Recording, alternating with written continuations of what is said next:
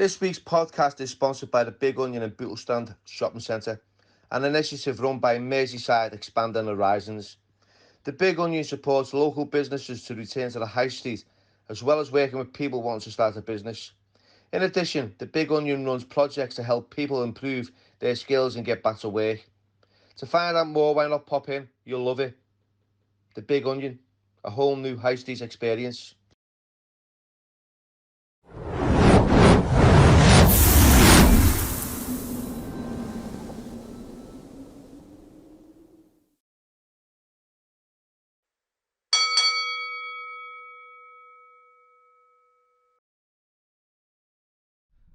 Hello everybody and welcome to the Billy Moore podcast, and today's special guest is Lawrence Kenwright.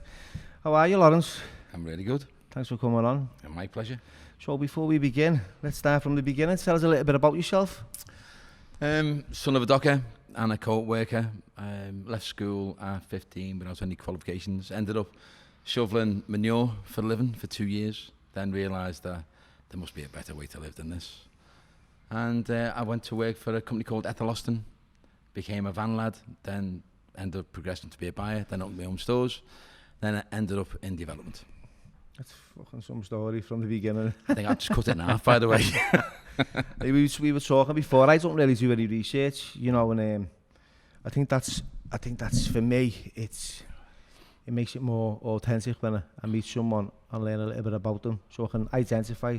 So we probably grew up. Well, we did. I'm not saying probably. I know we grew up in different we had different paths. Yeah. You know, you were hard working. I was an hard user. That was about as good as it got for me. You know. I always dreamt about, you know, having all those nice things and, you know, living. Just living like having a normal life. You know what I mean? So, tell us what's going on. Tell us a little bit about Lawrence Kenwright. Well, I sort of fell into being a hotelier and a developer. And I sort of got into the political world because I don't think you can get away from the political world when you're in Liverpool. And I ended up buying various sites, grade 2 star listed normally, so really tough, difficult sites that don't make economic sense. And I tend to turn them around into either apartment blocks or into hotels. And then I came across Brexit, and then we came across this COVID situation that we have now, which has possibly been, in my 55 years, the toughest period in my life. And we're not truly out of it yet, but I can see light at the end of the tunnel. Whereas I don't think, go back a year and a half, I don't think I actually thought I would hold on. Because how do you keep hold of £100 million worth of debt without any money coming in through the front door? And is that what you were in, £100 million worth of debt? Well, we had £100 million worth of debt, but we had £240 million worth of assets, proven assets, by the way, you know, properly, you know, quantified assets. Yeah. But if you can't pay back your loans, and you have a fund or investors who are aggressive and want to get that money back and want to get to the front of the queue and want to cause you as much trouble as they can, there's nothing you can do. And so I think what I'd done at that time was I just buried my head, and I think it's fair to say that I had a bit of a feud with the council and also with the Echo. And the Echo ran 85 negative stories on me. My investors got even more aggressive then, and I stayed quiet.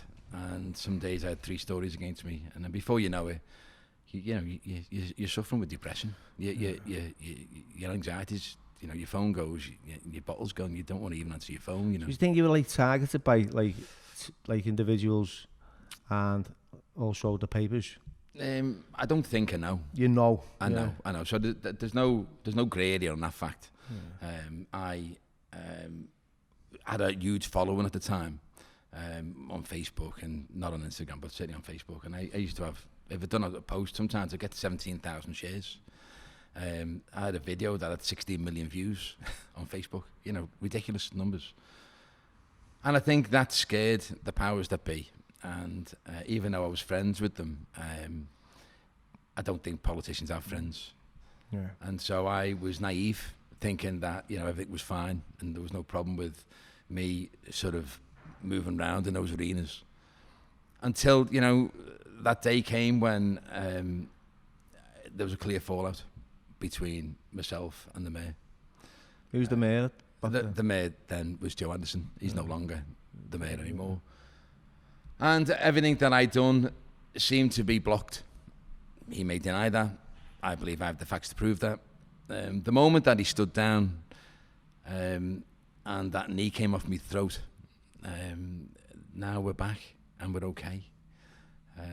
Various silly little things, like we've got 6 statues that we brought in from China, cost an awful lot of money. 3 Everton iconic figures and 3 Liverpool iconic figures.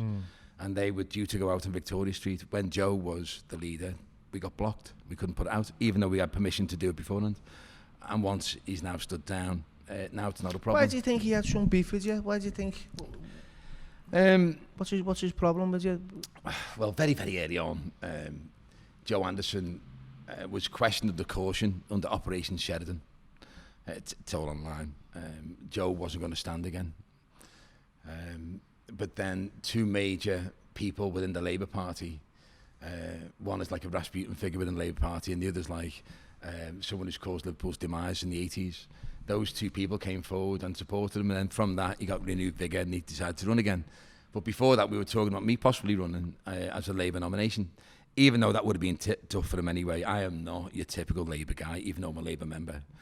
But I don't think Labour Party would back me. I'm an entrepreneur, so I don't fit into those clothes like they do. Yeah. But I believe I'm an entrepreneurial socialist. So I believe in being entrepreneurial. Whatever money you earn, you put back. So we had a homeless shelter for 4.5 years. So as Joe's pushed me down this possible angle of me running as the Labour nomination, which would be a shoe-in to be the mayor, as I'm going down that path, he then jumps back into the fray and says, I'm going to run again. I've got support, I'm going to run. I'm going, okay, fine.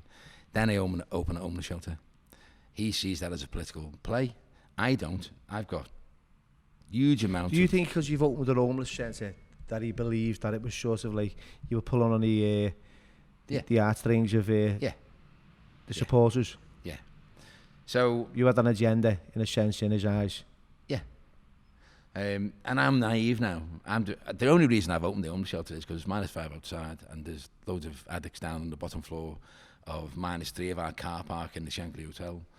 Well, I've just parked and that's... Yeah. I've just seen all kinds of paraphernalia on the stairs. So Of course. I didn't know whether I could get a lift. There's no lift up there, is there, to get here? No, there is, yeah. Yeah, there's 3 lifts from there. Okay, But anyway, so I would often go down there and aggressively throw them out. And on this one day, it was minus whatever it was outside, and I decided not to. Within 2 hours, we opened Kingsway House. So Kingsway House, within 3 or 4 days, had 85 homeless people, when the council was saying it was only 15 to 20. Now, they're patting themselves on the back saying it's only 15 to 20, and I'm looking at 85, all with, abscesses in the groins, maggots growing out the legs, people one leg about to lose the other leg, insatiable desire for drugs. And I'm bought in. I'm like, I'm not getting told the truth here, And I went to a council meeting one day, and they all stood up and gave me sort of a standing ovation because their number had gone from 20 homeless down to 15, and every councillor stood up and clapped themselves. I had 85 in my shelter, and I was feeding 150 a day, and I'd done that for 4.5 years. So someone was definitely cooking the books then, weren't he? Well, Liverpool spend 11.7 million a year in homelessness. Yeah. Where's that going? Well, for the life of me, I can't figure that out. Yeah. But I don't think councils are exceptionally good at making a pound go further. They're exceptionally good at cultivating friendships.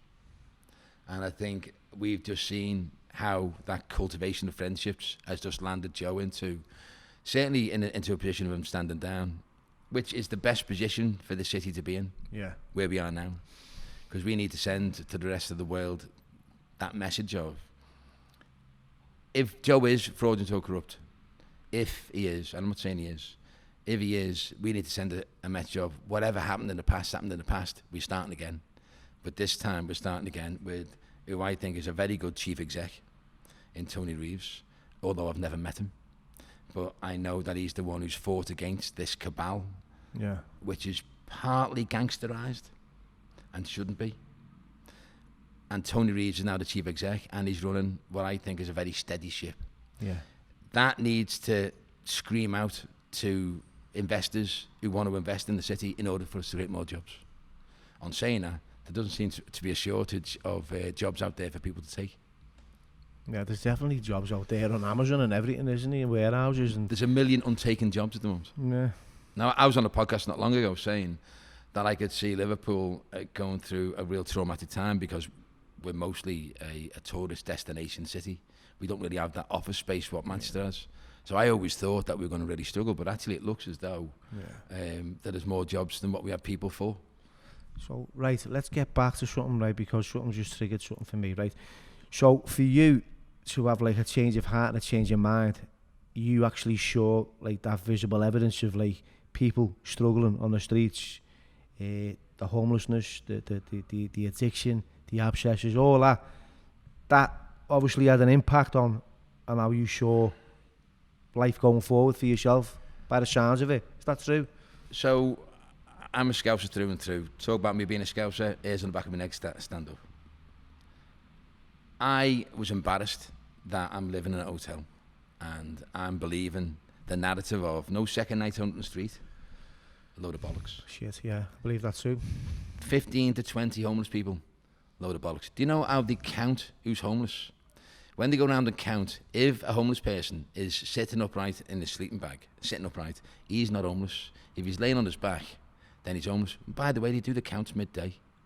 Who's going to be on the back at peak hour when they get the begging in that peak hour and they get most money in that peak hour? So, but haven't you got like drug services that are out there doing like outreach and engaging with them and getting like the stats? So, you're an addict now, but you're an insatiable addict. You're on the street and you're on a 3-hour spin. And after 2 hours, you fractures and you're ready to go and you've got to find whatever you can. Yeah. Once you understand that level of where these people are, then you realise that it isn't their fault at that point. And in order to get them out of the hole that they're in, you need to hold the hand through the process. So you can't just do what they do now, which is come with us. Hiya, Joe.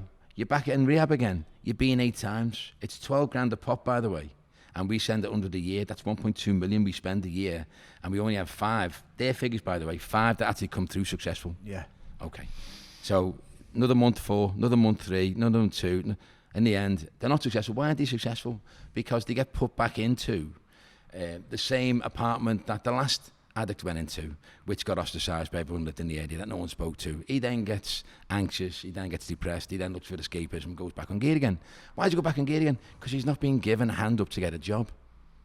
Now, when we done Kingsway House, which then went on to Cotton Street, we always gave jobs. So we would say to the homeless people, like, live here, this is your place.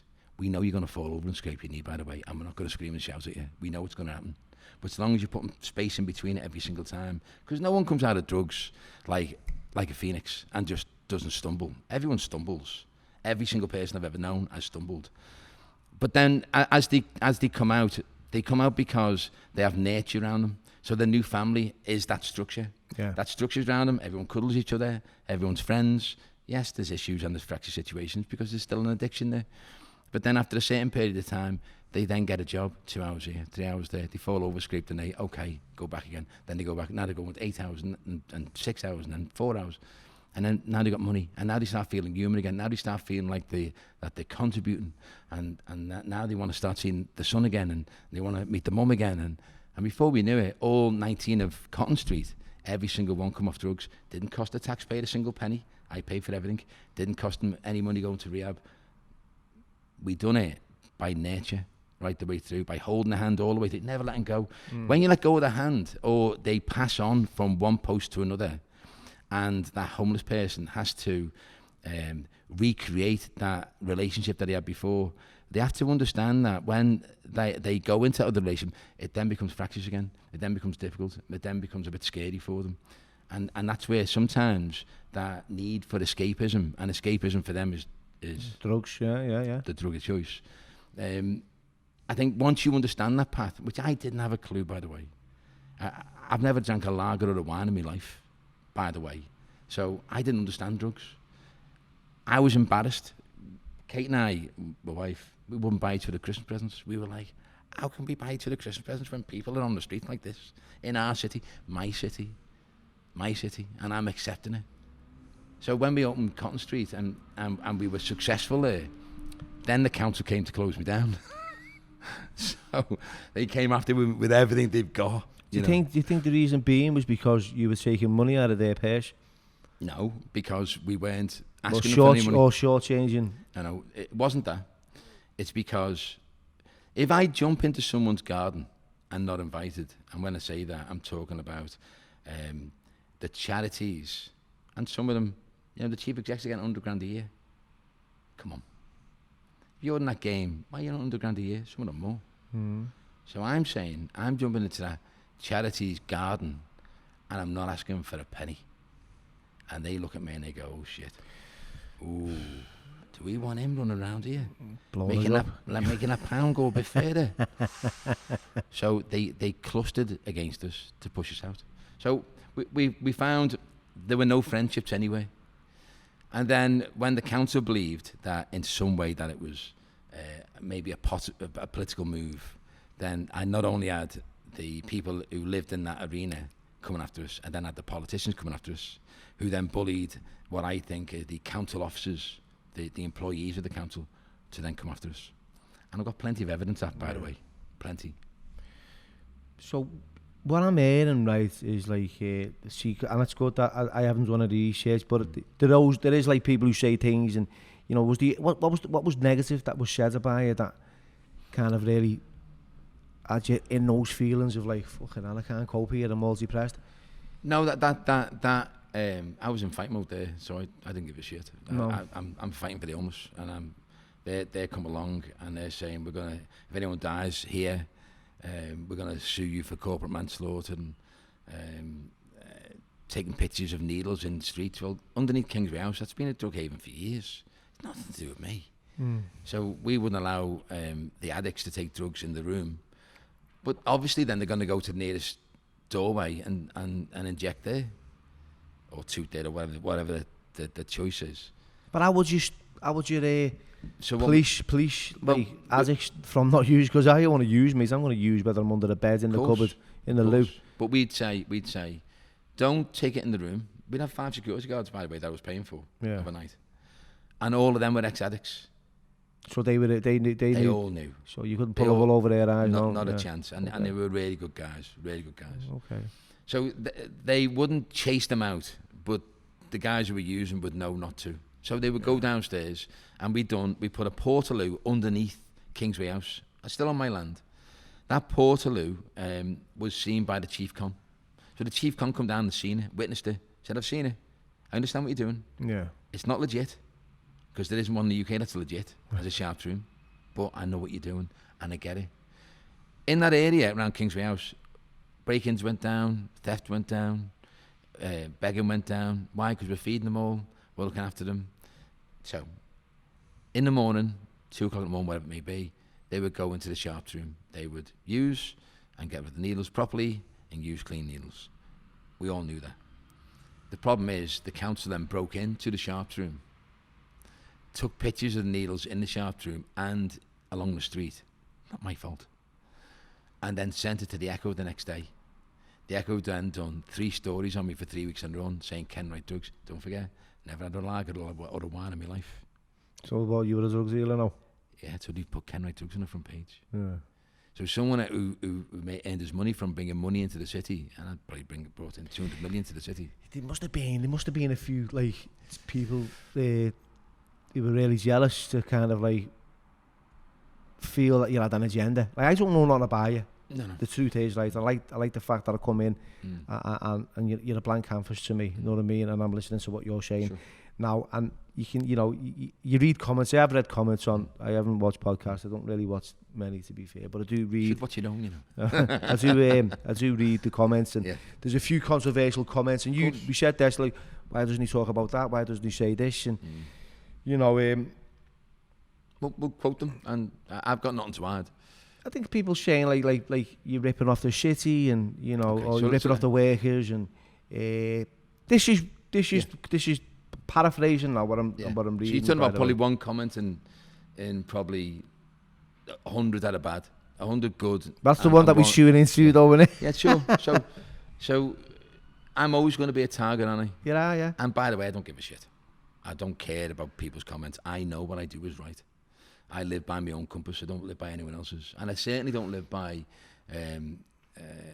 comments given by some fake account. If it's someone who's real, fine, let's have a conversation. I'll invite them in. So I'm pretty sure there'll be a few comments on this podcast. Yeah, of course. Let's and if so let's go with the negative. There's no negativity with the homeless thing. What I've done there. There's none there, and anyone. No, that sounds sincere and genuine, and I like what you've just shared because I can identify with a lot of what you've said. Yeah. So the negative you're talking about is when I came to not so much COVID but to Brexit, we had £100 million of debt. A lot of that was mom and pop investors who all have invested in the bricks and mortar of the buildings. I don't have a single asset anywhere in the world, by the way. I've totally invested in it. I've never took any money out. I'm the only developer and never take any money out of his business. My loan to value on my business, even today, is 52% loan to value. In other words, if the building's worth 10 million, I owe 5. The problem is no one can sell any assets now. Why? Because accommodation, hotels, tourism is on the floor. Okay, it was okay last month, but we're going to go into the winter of discontent here. Yeah. There's not going to be a lot of tourism going around this winter. So hotels, I've got a business model to prove. I've got 96% of my unsecured investors that I went out to now voted for me in favour. I actually work for the chair of the unsecured investors, and his name is Thomas Scullion, and he is the chair of all the investors, and I work with him. That's never happened before, by the way. And never have unsecured investors ever been brought in against an administration. Well, not against it as such, but certainly in my favour. But you're always going to get people that are going to turn that into a negative. Oh yeah, there's definitely you can't win for losing sometimes. No. I've learned that. But whether it be jealousy or I don't know who'd want to be jealous of me at this moment in time, because I've just gone through the most traumatic, most horrendous time in my life. So if someone wants to wear my shoes, please go ahead and do it, because that's been tough. But I do think there's light at the end of the tunnel now. When we opened up again over the last couple of months, we traded beyond 2019 figures. So when there was no COVID, we'd done better figures in Shankly than what we'd done in 2019.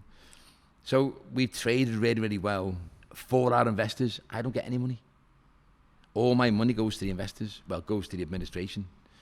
My job now is to prove how well we traded, to prove how good I am at what I do, in order for the fund to come in to take out all of those investors, to get them their money back, and then to get the bank's money back that were originally invested in us, which I think we're well on the way of doing. The problem is the sector is on its knees. That's not my fault. But all I can do is hold on with me both fingertips, work as hard as I possibly can. You've just walked into the Shankly Hotel. You've never been here before. But let me tell you, every single leaf that's on that ceiling, I've done myself at 3 o'clock in the morning every single day during lockdown, while not getting paid, because it's my business and I shouldn't be getting paid for it. And I put 250,000 clips into that ceiling to get all them flowers on the ceiling. I've done it all myself, done it all on my own. So when we opened up again, we traded better because we tap danced to a different tune, because tourism wasn't here. So we then had to put events on the roof. So we done events with a bed. So then Lee Butler, great guy, comes in, puts an event on the roof. We have 1,000 people on the roof now. We've now got a full hotel. No tourists, because there is no tourists midweek here. So you just got Scousers and locals and... tourism coming back. Yeah. But, that model, let's go when we first opened again on the 4th of July. I think... I don't think we had any tourists here at all. The streets were bare. So we had to put an event on the roof, but we couldn't put 1,000 people on the roof, which is our capacity. We only put 300 on the roof. And that first weekend, when we opened with 300 on the roof, all socially distanced, all 2 meters apart, all on tables at 10, because tables at 10 at the time, we still had 2 Black Mariahs come outside and police on horseback come to close us down. I'm like, what have we done? Well, thank God we had our own health and safety executive on site, knowing what cards were going to get played by the council. Yeah.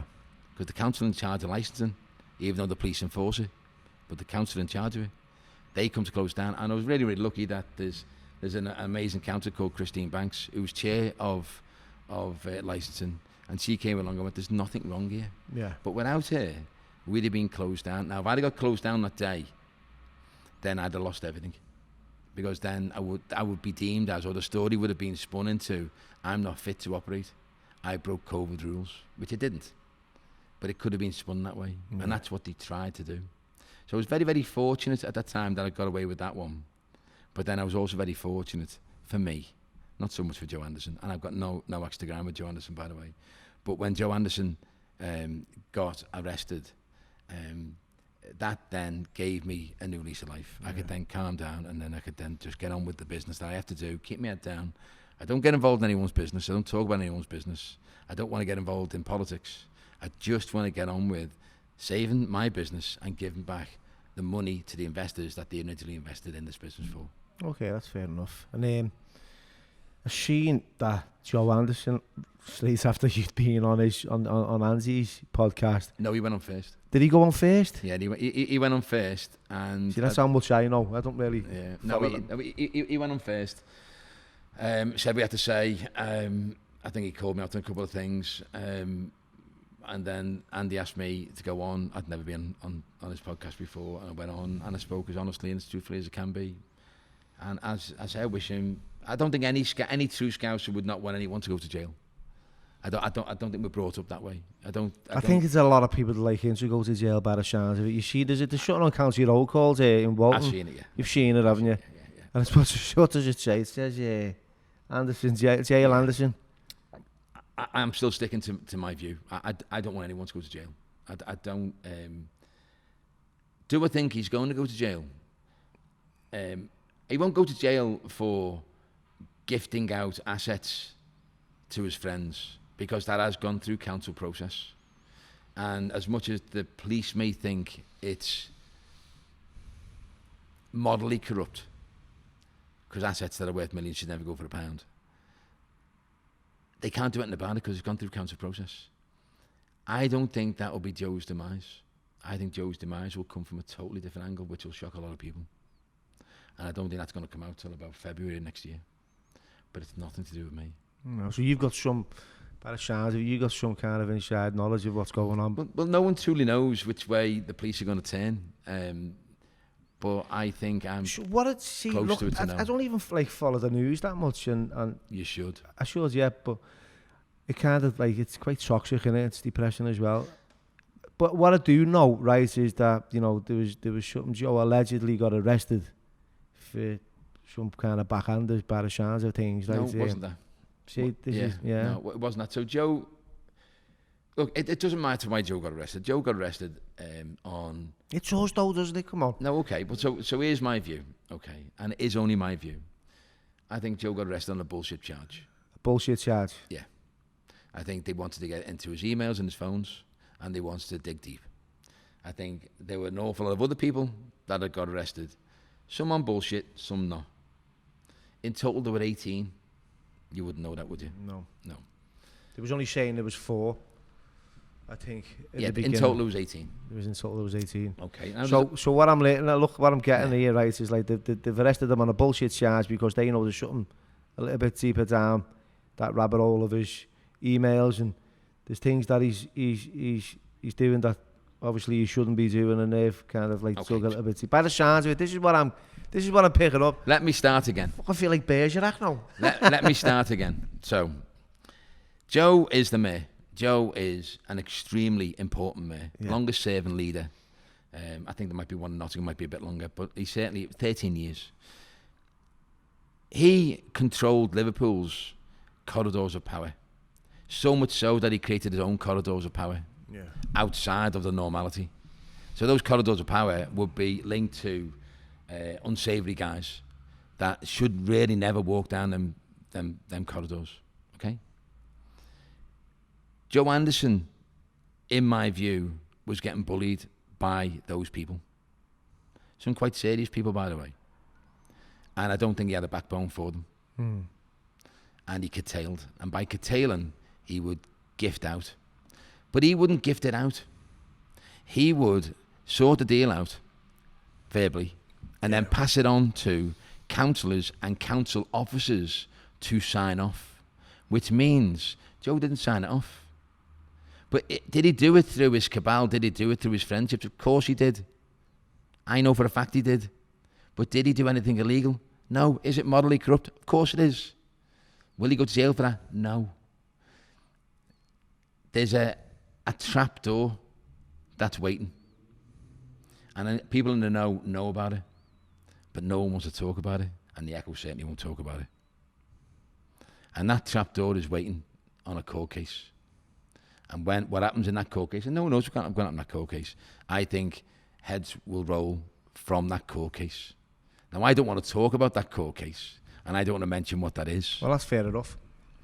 That's fair. But in a world that I don't want to get involved with. Yeah, exactly. And we're in a world that I don't know nothing about. You know, and I kind of feel better in that arena where it's just like. And look, I'm saying I don't want Joe to go to jail. I just don't want Joe to be with the mayor again. I'm happy. Did you have an idea? Did you want to run for mayor? Was that something that you wanted to do? See, you're making out that you didn't know it. You're full of shit. Listen, no, Lawrence, I hear little things, right? I hear little things. I don't watch podcasts. I don't look. I know nothing about you. You're a plain canvas to me. What did I tell you before? I hear little things from certain people. Oh, you're full of shit. You're full of shit. I'm not, mate. I've got no idea. I don't even know how old you are. Yeah, 54. You said. Was it 54? 55. You told me that before. Yeah. So come on. So tell us a little about. So your journey to. So I would one day like to help the city. I don't think the mayor's ever going to be there. By the way, I think that's going to go. So there's no chance of me ever being the mayor. There's no chance of me ever being leader. But would I like to get involved? Why would I like to get involved? Because I don't think politicians have the sharpened skill set to make that pound go further. I don't think they understand. I don't think they care. They don't see it as theirs. I get up every day and I want to stretch that pound. I want to make sure that I can get more from that pound than anyone else. I do it every day. They don't. They've never done it. They get pats on the back because they've handed out leaflets for the last 30 years. And because I'm your mate, I'm going to give you that council position. So I'm going to make sure that you're the nomination. Even though you haven't got a clue about housing, even though you haven't got a clue about homelessness, even though you haven't. So I'm not saying all of them don't have a clue, but a lot of them don't. And they're there because of their yes vote for what the top politician would want. It's fucking shame, that, to be fair, mate. It's but that's life, isn't it? Yeah, well, it's fucking life. The political system, from whether it be government or whether it be local, is shit. It doesn't work because the people who have knowledge, who have that sharpened skill set, aren't in the position to make the most of that sharpened skill set. The people who run those positions have no knowledge. I know. I've worked with them. They don't know what they're talking about. They haven't got a clue. Why would they have a clue? They haven't done it for 20 years. So what was you bringing to Liverpool? What do you think? We're talking about a hypothetical thing. Yeah, look, it's hypothetical, if it right? did, If it okay. did, so you know, you never know. Okay. You never know, right? Okay. So, what do you think the solution is for Liverpool? Because I fucking know what it is. I've got an idea of what it is. Go on, and you go first then. Okay, so there's not enough community centres, right? There's not for these kids that are out there, right, standing on stage. Because you know what it was like back then in the day, mate. We were fucking. There was adventure playgrounds. We were happy little kids. Yeah. We had somewhere to go. Yeah. Parks. Yep. Fucking these kids are setting fires to them all day long. The council is shutting them all down. I took my little boy to a park through the week, right? The very next day, it was locked off because someone had set fire to it. Sure. Right, and he was upset. Right, these are things that are not getting addressed by the council. You know, not getting addressed. Especially like the interventions for young kids. I agree. There's a lot of lack of intervention. Yeah. There's a lot of knife crime, gang culture, county lines, immature orientation. You've seen it, Montclair's, North Face, Valentino's. Everyone's got the temptation to fit in. Yep, the uniform. Yeah, it's fucking massive out there. So that's my. So you're going. So you're using the pyramid. Yeah. Okay. So. All right. Maslow's hierarchy of needs. Let's talk about that. Well, let's go on to how I perceive it. So top of the pyramid, the 1%, the political and the business elite, and then the most vulnerable at the bottom, who sort of. The cannon fodder. Yeah. Yeah. Let's turn it upside down. Okay. So now the most important people are the most vulnerable. Society can only be sort of viewed on how well it looks after its most vulnerable, in my view. So the ones who are at the top, they don't matter. Don't care about them. So for me, I proved myself at creating brand, about pushing out narrative, and from that narrative, bringing in millions of pounds worth of investment. then millions of pounds of investment create jobs. The more jobs you create, the higher the wage rise. That's a fact, by the way. So the more we create, it means arseholes like me who've got businesses have to pay more in order to get the best people. So you create more jobs, you create higher wage standards and higher standards of living. I absolutely agree with you. Let's go on the 30 wards now. Let's just say Allerton and Walton. Let's forget them. Yeah. Let's go do the 20. Gattaca. Yeah. All right, like, go 27. Crosby. 20. No, it's Crosby Sefton, isn't it? Is it Sefton? Sefton, anyway, yeah. look, let's say there's 25 wards. Okay. And let's say now Joe Anderson is now the mayor. Okay. So a developer comes to Joe Anderson and says to Joe, "Hi Joe, I've got a piece of land, a cracking piece of land, but you own it. Can I have that?" So Joe goes, "Okay, no problem. What we'll do is come back to us, do a plan for it, and we'll okay it." What we should do at that point is we should say, developer, no problem. Bring us your ideas. We'll get you the planning. We'll get you the plan before we even give it over to you. And then once we've got the planning, then we're going to get a valuation. We'll get it done by 3 values.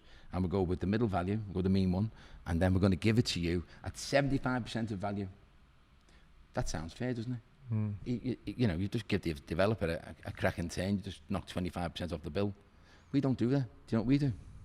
We go, "What do you want to do with it? Oh, you want 200 apartments on it? No problem.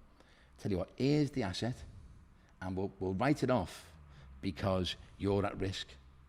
And then to write it off, we've got to know what you're going to do with it. So we're going to put the plan of mission towards it. So let's just say we're putting 200 apartments on it. Each apartment's worth 20 grand a plot. That's 4 million quid. Do you know we get none of that 4 million quid? It was our land and our plan of mission. We'll get on. So, but imagine we got the 4 million quid and divide that in now to the 25 areas that need it. So exactly what you're talking about now, those kids that are wearing the uniforms on the street corners, who've now got a UT to go to, who are now getting taken over to London or taken places because the 25 into 4 million quid, and you do that twice a year, it's 8 million quid. So all of a sudden you got, like, say, I don't know, 30 grand award every week. You've got to fight for funding these days, haven't you? But imagine if we had our own. Exactly, yeah. So the council owns 15,000 sites and an immeasurable amount of land that can have plots on it. And yet we gift it and have gifted. And the Max Cole report, you say, don't watch the news, the Max Cole report is intrinsic to this city. It was what was read out in the House of Parliament on how the council have betrayed the people. Now that didn't come from the Conservatives, that come from the Labour Party as well. Keir Starmer was head of CPS. So he knew about it before the Conservatives knew about it. So it wasn't a political drive to get rid of Joe. It was the two sides together to get rid of Joe. Why? Because it was bang to rights. So when they done Max Cole report, they called him out in the report, and it was in the House of Parliament. So that makes Joe in an untenable position, and that's why he had to stand down. I don't want Joe to go to jail, but I actually believe there's a good chance he will. Well, if he chose, there's a reason for it, isn't he? But in answer to what you're saying, if someone could come along who understood Liverpool being, in my view, and lots of people argue with me on this, the second best brand in the UK, next to London. That's my view. Loads will argue with me on it, that's my view. We don't have a leader, or have ever had a leader, that understands how to make the most of that brand. We need a leader that understands how to push out that narrative, and then from that narrative, get the excitement with all the funds around the world. Then the funds come in and they invest. That can only be a good thing, can it? Anyone investing in a city can only be a good thing. I think that's the easiest thing in the world to do, by the Yeah. way. I don't think that's hard. But if you've got politicians that have never walked in them shoes and don't understand that criteria and don't understand how that works, they Yeah, got no chance of and doing that's, see, this is where, like, you need people who've been, like, you know, who've had that lived experience. You can show people the way. You know, look, I know this probably doesn't make a blind bit of difference to most people who watch this, and it will to some. But have you seen the state of County Road at the moment? But Right. I was brought up on County Road. What the fuck is happening there, right? It's like they've ran out of fucking road, left it, and just took all, you know, they started doing road works on it, and like all of a sudden, bang, you're just hitting bumps. So County Road, you got John May, haven't you? John May's great. You know, he's really good. He's from that area. And well, he How are we? How are we? And then you got Terry May. Terry May's his brother. Yeah. Terry May has done amazing things in that area. But the councillors, Labour councillors, by the way, in that area, go against them all the time. Why? Because they're frightened of them. We need to start dropping, whether it's red or blue or pink or red. It doesn't matter. We're Scousers. So we should all join together. And look, if Liverpool could bring in the best leader, in my view, that's someone like Sir Terry Leahy, who is from Belle Vale, who ran Tesco, who took Tesco from 4 billion to 35 billion. The best businessman the UK's ever had, and he's a Scouser. Like a football team, we should bring in the best leader we possibly can, because the rest of the world will go, like a football club goes when we bring in a big manager, the rest of the world goes, Jesus Christ, they mean business. But we don't. We just brought in Joanne Anderson. And look, I think Joanne Anderson's a lovely person, by the way. Who? Joanne Anderson? Joanne Anderson's new mayor. It's a bit of an odd fucking... It is a bit. Did he lace it? No, not at all. And politically, they're totally apart. But she's not of that level, in my view, and I've got nothing against her. Liverpool should go for a person that doesn't let money turn his head. Yeah. Tell you, he's that guy. Look, he's a fantastic... You're shelling this fella, like, aren't you? No, he's not coming. Look, there's no way. He's probably a billionaire now. I don't know what he's worth. Is he still in Liverpool? He probably in Gatwick. No, he probably lives in London now, but he comes to Liverpool a lot, and he's an Everton fan. Well, he's all right, and he then. goes to the game. Yeah. All I'm saying is we should go for the best of and not vote in a badge. And we vote in a badge blindly without knowing who that person is. And it's the badge that comes first, not the person. It should be the person. And if we vote in the person who's got a skill set, then we've got a chance of making sure that Liverpool reaches the echelon that it should get to. Well, see, look, you're halfway there with what you've said about before, right? And I'm totally on board with all that, like the addiction, the homelessness. Yeah, and I know there's people out there going, and most people out there aren't homeless because they're not. There's a good few people that just sit out there and just beg. Of course. You know, and there's aggressive beggars, and I'm not saying that just. No, I agree. I know. I agree. Quite a lot of them, you know, and it is what it is. Yeah. It's a means to an end. You know, we live to use and use to live. That's it. Let's get drugs. You said it before. Yeah. You know, you're driven, you're motivated. Yeah. No matter what, you'll use. Sure. And all that, the opportunity, the job opportunities. If I said to someone out there today, there's a job for you, he's not going to go all of a sudden, right, I'm going to change my life now.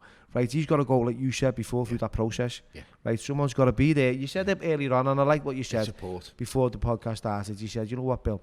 I think it's about showing someone that we care, that empathy, you know, showing that a little bit of kindness. And that's important, it really is. And that's important not only for the people who are sleeping on the street, but for the person who's just fucking working his ass off every day in a shop or whatever, getting off his ass and fucking and grafting. And also, it's like, we live in a different generation, and it really pains me, right? It shows. I obviously chose. I'm a lot older than you, you know. You're not a lot older. You know, and I'm not.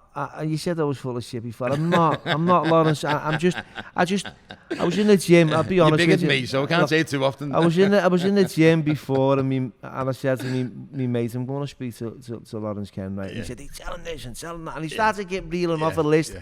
And this is the information that I get. Yeah. So I'm not like I haven't got questions in my bag written down. I'm going to say this. I don't want to fucking come on and start like villainising guests. It's not about what it's not what I'm about. You know, there's enough people out there to fucking villainise fucking us or them or whoever. And I'm not villainising anyone either. Exactly. I'm just stating what I think is the truth. I think well. And what's best for the city. Yeah, and I believe like you know you're right in that area about what's best for the city. I'm all with you on that. Because like it just like I said before, it fucking angers me and it pains me to see, you know, these young kids who are smoking this cheese and Star Dog and their heads are fucking melted with it, and then they're on a spice and there's all kind. See, back in the day for me it was heroin. Now heroin, like if you said to these kids, smack. So if you said to these kids today, you know, about smack, they wouldn't fucking really. It's not in there. It's not for them. It's more to do with spice and it's more to do with the green and all that. But you go back, okay, I'm 7 years older than you, but when I was a kid, weirdly enough, from the age of 12, I played ping pong. I played table tennis 5 nights a week. And so I never ended up on the streets. I'm from Walton, you know, Dane Street where the Spello pub is. That's where I'm from, County Road. Went to Walsall, went to Gladys Street. 5 of my mates died of smack. Yeah. 5. Now, Coke saved us. I know it sounds weird. Because you don't die of Coke. Coke lasts for 30 years, 40 years, whatever, you don't die of it. Smack, they died. I watched them. They died quick. They fell apart. Teeth were falling out before you knew it. Smack was bad. You reckon that was So I'm listening. I'm not saying for a minute I fucking hate cocaine. Yeah. I hate everything about it. I hate it. I disagree. Right. I disagree. What, you like cocaine? No. I disagree on the fact that it's like smack. It'll wipe them up pretty quick. What's killing people, right, who are using drugs is... No, I'm talking about then. Yeah. Back then I'm talking about. It's the lifestyle that goes with it, right? Yeah. There's a lot of, like, okay, Yeah. so... So back then, smack was... Smack. Yeah, and it killed people off. You couldn't fucking piss. Then cocaine come in as this like nighttime drug that was never as potent as smack. It didn't take the teeth out. That was classed as a rich man's drug, though. Of course it was. So you had to have a few quid behind you, didn't you, to be fucking... But very soon it wasn't, was it? It was crack. Drug. Yeah. No, what I'm saying is the cocaine become every man's drug very quickly. And all I'm saying is that then pushed smack. It didn't get rid of it altogether, but it pushed it away. Now, smack, if we never had cocaine, smack would have been even more prevalent. And my growing up, you know, when I was 18 years of age, when I was seeing my mates like just deteriorate before me, I'm thinking, I'm just happy playing ping pong here. I don't want to get involved in this shit. Yeah. And then they're dying. It's like, well, cokeheads don't die. So I think probably what kept me alive was fucking getting arrested and going to jail 90% of the Of time. course. Because, like, now, and I'm going to say it how I see it. And it gives you rest of your mind as well. So it's like what you're doing with these kids who are homeless, right? Who are using right on the stage and all that, and Kingsway. Yeah. You give them some respite. You give them like a little bit of a well-being rest. Yeah. Because that's what people need. It's a break from it, but it's also you need to break free from it. So that's. Yeah. So to do you know that, these you've got to embrace. So you know these 19 people you're telling me like before that now are clean. Are they clean like abstinence, or are they just like they've just picked up one drug and chose another? Because that's what some people do. No. Are they in recovery? Are they? So when COVID came, the council came along and they didn't actually take over the shelter, but I couldn't afford to pay. I had no money. Yeah. So so long as my name wasn't involved and so long it was no longer part of the charity, then they would take it over. So it got took over. So there's only 5 people in that shelter now, which is no longer in Cotton Street anymore anyway. So I've lost touch with that. But there are 30 people 4 times a week that feed the homeless from the Shankly every week and store all their stuff here every week. There are 2 people here that are on rehab that I look after here now. I've never give up with looking after people because I think that 4 years of being involved with homeless shelters and addiction taught me an awful lot because it was like a baptism of fire. I went from like totally oblivious, never drinking, no view of it whatsoever, like this shit doesn't happen, to oh my God, this is horrendous. That guy's got maggots growing out of his groin. I can smell decay. How can that be happening in our city in this day and age? And it shocked me. So I created friendships that I've still got now. Yeah. And they're still here every single day. Brilliant. And still come in every single day. I don't talk about it. No. Because I believe entrepreneurial socialism should be about entrepreneurs who make that pound stretch further, but actually make sure that the excess money that they gain goes to help the most vulnerable. Now, I think that's the future. I think all businesses should do that. No, like... No, I agree with you 100%. Not paying £8 odd an hour. Yeah. And some poor mum with 2 kids has to go and get the social to make ends meet. Pay them £12.50 an hour. They're talking now about, Labour Party are talking, fractionlessly talking about £15 an hour. Now, that may be a step too far, but I'm not saying it's wrong. No. And I'm not saying as a businessman we should throw that out of the garden, because if the lowest rung gets £15 an hour, that means the economy gets the bump of that extra money which goes into circulation, which means that business like ours should get the benefit of that extra cash flow coming through, and therefore should make the profits, which should also be enough profits to then pay the extra wage. Yeah. So it's not a definite no. There are a lot of things that are politically driven based on think tanks that are wrong, not based on knowledge where you understand exactly what the problem is, what the nub of the problem is. And I don't think a conservative sitting there in his ivory tower in London will understand the nooks and crannies and issues of our city. And the problem that we've got with our councillors is they've been oblivious and have been bent on to an agenda that wasn't about the people for a very long time. All Now, about if it that, was, yeah. now, if it was about the people, all of those sites that have been gifted away for naught or for very low money should have gone into a fund that helped the most vulnerable, and we wouldn't be in this shit now. I agree. And you know what, right, I was thinking then, you know, I've been taught by the best, I've fucking quite street savvy, and I know sincerity when I see it, and I can see, like when I'm looking into your eyes, 100% how passionate you are about these vulnerable people that you take care of, and it's a nice, and that's a good message. And I've never heard, you know, I had to kind of, I you know, I'm quite observant in that area, but I had to listen to it and take it back to myself and think, you know what, fucking hell, it's a powerful thing that you're doing, you know, for these. I tell you what's powerful is having people who are bent on destroying other people because they're doing good, without a pat on the back, by the way, without any money from anyone, and want to destroy you because they think you're going to be a political power against them. When actually, you said before, I looked at running for office. I never looked at running for office. I only heard these, man. Yeah, so tell you what happened. The Echo, at the time, I got on really well with the Echo. And the Echo ran 2 stories over a couple of week period as Lawrence Kenwright as an outsider to run for mayor. Yeah. And then I opened the homeless shelter, and then all shit, you know, went loose. Although I didn't even realise. Now I'm a Scouser, and I think I'm on the ball. I wasn't on the ball here. I got on with Joe. I liked Joe. Joe had helped me. I went to Joe with 30 James Street, a building that I've lost now, and I went to him and said, "Can you help me here with Plan of Mission?" And he did help me with Plan of Mission, and he was an amazing mayor at that time. So I had no axe to grind with Joe. I was subservient to Joe. And then Joe, behind my back, with various councillors and deputy mayors, then sought to destroy me, in my view. That's what I believe. Isn't it weird that now Joe's gone and that political power is gone, that I'm now resurrecting again, and now I can start trading again, and I'm doing well again? Isn't that weird? These people went out of their way to destroy someone because he was doing good. And they're Labour Party. How can that be? And that's why the system's screwed up. It's crazy. Mad. It is, yeah. You know, when you say it like that, you know, you should embrace. You should go, well, Lawrence Kennett's got a skill set. He knows how to get a message out. He knows how to, anything to do with online, PPC, content writing, websites, that's my gig. I understand that upside down. Oh, we need him.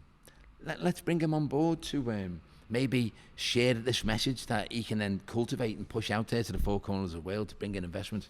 No, we don't want him anywhere near us. Let's push him to one side.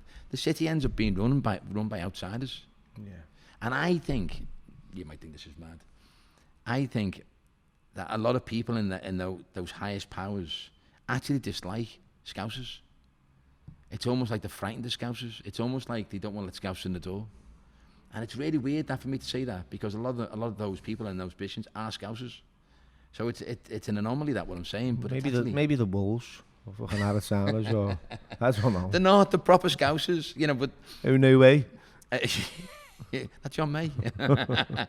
If you go again on this triangle and you look at the top echelons of the political and the business elite, yeah, they have looked after themselves for such a long time, and by doing so, have ostracised themselves away.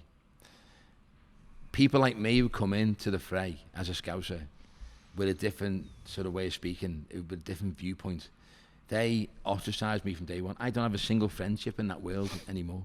yeah. I thought I did. I don't speak to a single person in that echelon. I don't speak to any politicians, because I say quite openly, Joe didn't do this on his own. He done it with a support mechanism. They're all councillors that were voted into power. That support mechanism knew what they were doing, knew how they were supporting them. Yeah. But they're still there. How can that be? It's hard, isn't it? But how can it be? They say the Scouts are saying they're great, saying they're doing good stuff. Yeah. You knew what was going on. It's baffling how They're still there. they can still be there if that's the case. So they hate my guts. I don't hate them, by the way. because I know the nature of the beast. Have you ever experienced, right, this is a question, right, have you ever experienced any violence or threats upon you in the past? So, have you had a gun pulled on you? Have you been pistol whipped, or have you been... Why are you laughing? Because when COVID came, I got various texts off various people and various phone calls from that world. Yeah. And they asked me, did I think various people were corrupt? And I said at the time, I don't care. Yeah. Nothing to do with me.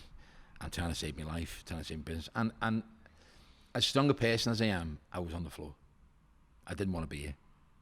The Echo would run 3 stories a day on me. By the way, I hadn't killed anyone. But 85 negative stories. There's 39 developments out there that are all sitting there like skeletons on the skyline. So they fucking sold you down the river by the sounds of it, the Echo, haven't they? In 85. So you got a lot of people who are reading that, loads of manx as well, fucking out of towners that are going to be judging you. So... if they're all negative, you know, it's not. If there's nothing positive there, has anyone ever had a series kicking like 85 stories? Negative. Sometimes 3 in a day, 3 separate stories in one newspaper in one day. I'm not, you know, being on the receiver end of fucking like the odd one maybe. Yeah, but being on the receiver end of like fucking news edits as well. You know what I mean? Where I've had an interview and you.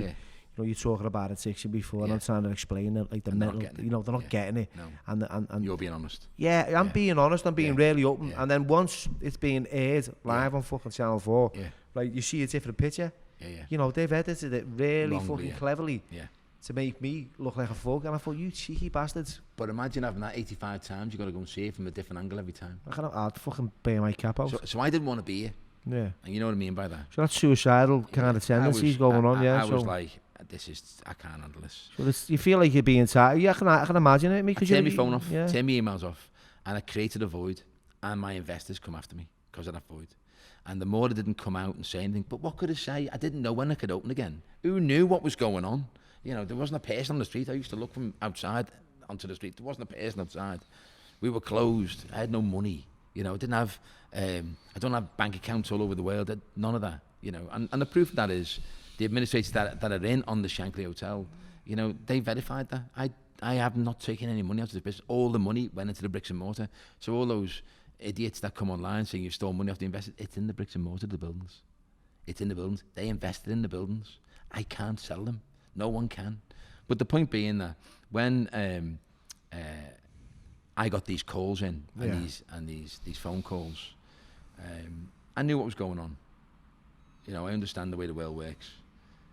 And then I had 3 detectives come around one day, knocked on the door. I'm closed. They said, these chilling words, go and get your wife. You and your wife are both being threatened by people known to us who are very capable.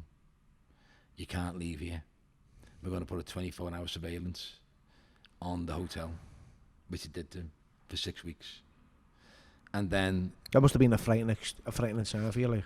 It wasn't. I in my mind, I'm very good. Was you like, I'm not asked no more? Yeah. And by the way, if I die tomorrow, I die tomorrow. I don't give a shit. I don't care. I've done the right thing always. I believe that, you know, sincerely. But when my wife was mentioned, I saw that as just a threat because she had nothing to do with it. Yeah. It was me who was saying what these guys are doing. It was me who was calling them out. Okay, I wasn't going on the Echo, but the Echo wouldn't write a story about me anyway. And the Echo actually were totally for Joe. They were totally against me and totally for Joe. You know, the editor has now got a 170 grand a year job for the ACC. What does the editor of the Echo know about the ACC? He's an editor of a paper. How come he's got £170,000 working for an arena? What's that about? So when the police had been there for 6 weeks, I got a phone call and a couple of text messages to say, I hope you know we never want to hit you, from various people. And within 2 days, the police came back and said, it's gone. Now, I believe that was through the encrypted phones, but the encrypted phones went out then about the issue, about the encrypted phones. So 2 days later, police went away. July 4th, we opened up again. I didn't change my life one bit. I went to every single event. Obviously, if there was an issue, that's where it'd be tagged. Fair enough. And I never stood down. Yeah. But I also believed that if various people aren't in control anymore, then they can't give out the assets. So therefore, the friendships that they have because of those assets would no longer support that person. So they've got no backup then, have they? Well, basically, yeah. You know, if I grew up with you and our mums knew each other and our aunties and our brothers, whatever, there's an allegiance between us, and you know, we're back to back, and that's the way it is. With people in power, loyalties aren't fucking. There's no loyalty. Yeah, it's like fucking. The loyalty was only based on what you could get there and then. Yeah. Now I believe they've got an issue with those people in power. Yeah. Because they'll turn on them, because that's the way that works, isn't it? It's always, the way it works. It is. It's fucking nasty. Yeah. It's a nasty dog-eat-dog world we live in, isn't it? But it's nothing to do with me. All I want to do is pick myself up, look after my investors, make sure that they get all their money back. Yeah. Make sure that I get the funding now to carry on with this business. I've got a very exciting business. I love my business. I love what I do.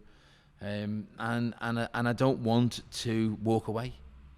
Well, that's most good. People would have walked away, wouldn't they? That shows what a man you can be, you know. Well, most would have walked away, wouldn't he? Yeah, definitely. I would have. Did he gone? Yeah. Did he gone to that apparently that villa I've got out in Spain that I haven't got? The villa that you haven't got. So anyway, do you know what? Right, I've enjoyed the conversation, Lawrence. I always say this at the end of every podcast. I've only ever forgot it once. Someone reminded me. Is there any pearls of wisdom you'd tell someone, or anything you'd mention, or you'd say to a young Lawrence Kenwright coming through the doors of life? I think the main one is believe in yourself. That use that strength that you gain from not having anything, from maybe not having that family base that a lot of people enjoy. Use that as your energy. Align yourself to someone like me, someone who has fallen over, someone who understands the pitfalls, someone who understands how hard it is to come out of the streets in order to try and make it good. I know full well, as a white male, that actually you are just as deprived as anyone else, and the support mechanisms that are there, and that's calling to anyone, by the way. Anyone wants to get hold of me and talk to me and ask me for my opinion, you know, I'm on Instagram, come and speak to me, come and see me, and listen to what I have to say, because every game you go into, there's a 5-year learning curve, and you need a crutch to walk along with, and that needs to be someone who's walked that path before. Definitely, yeah. And I think that's someone like me. Yeah, I agree. Yeah, thanks. And with that, nice one. Thank you. Thank you very much. Pleasure.